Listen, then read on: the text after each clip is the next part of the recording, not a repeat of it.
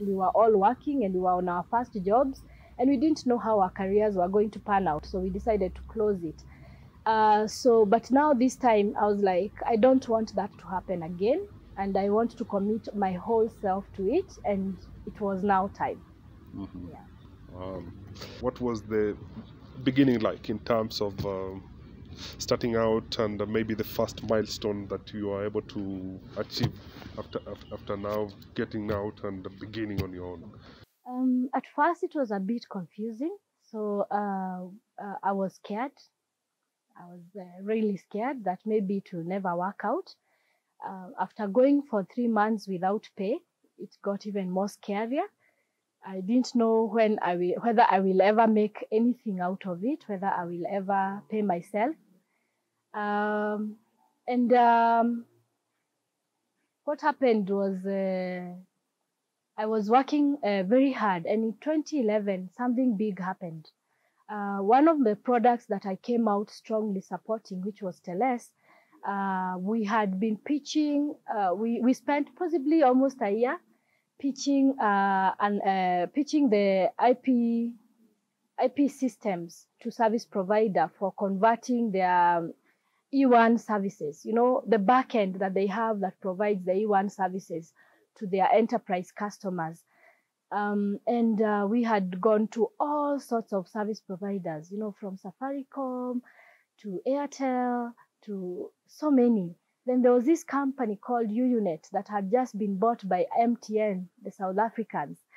And we were given a lot of audience at UUNET. And actually we ended up selling quite a chunk of a project at UUNET in our very first year, towards the end of within the 2011.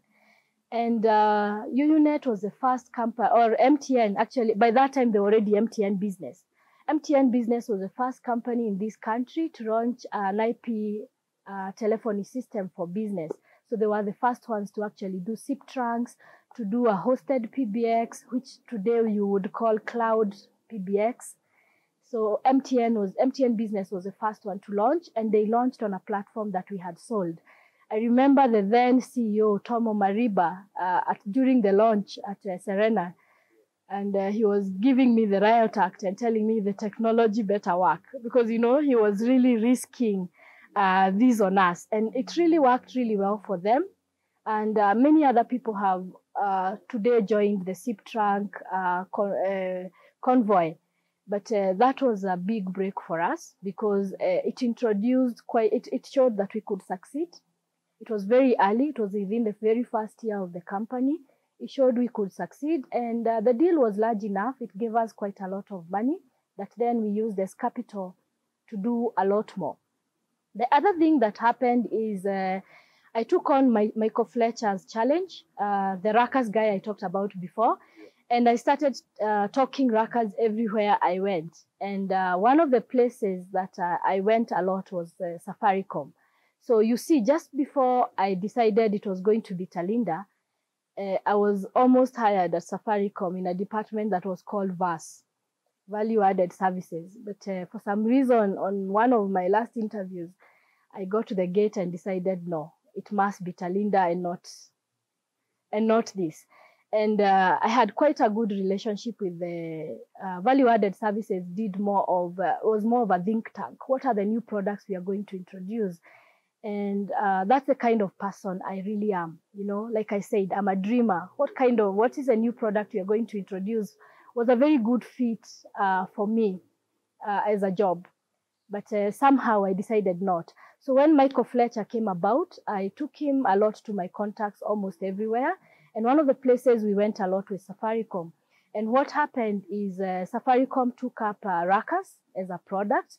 And since at that point we were the only people certified to do Ruckus in the market, and anyway, we were the ones at that point introducing it in the market, they gave us a contract to design and implement Ruckus projects for them. And we did some very exciting projects. We did the KPA.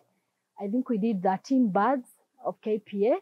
We designed, for them, for Wi-Fi at the birds, so that Kenya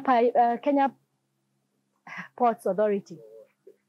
So for Kenya Ports Authority, you know, the shipyards, yeah, they're called the birds.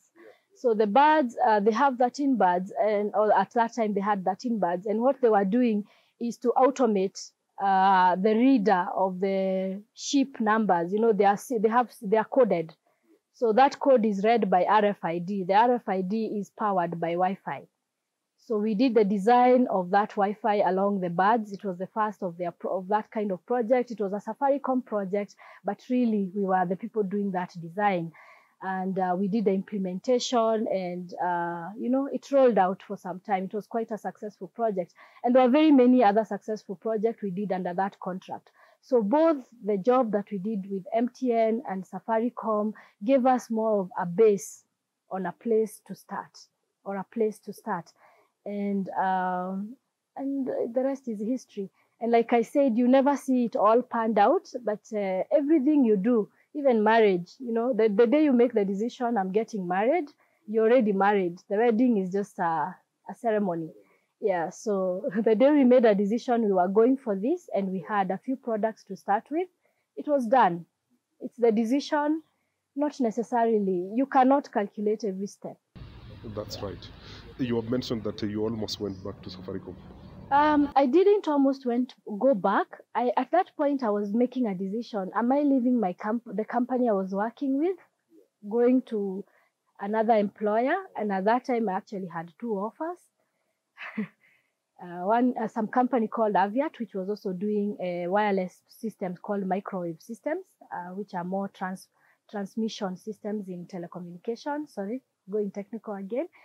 And then I had Safaricom, and then I had somebody offering me zero called Talinda.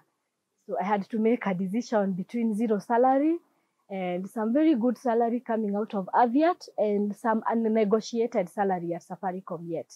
Yeah, I think for some reason that always happens when you are at that particular point of following your dream.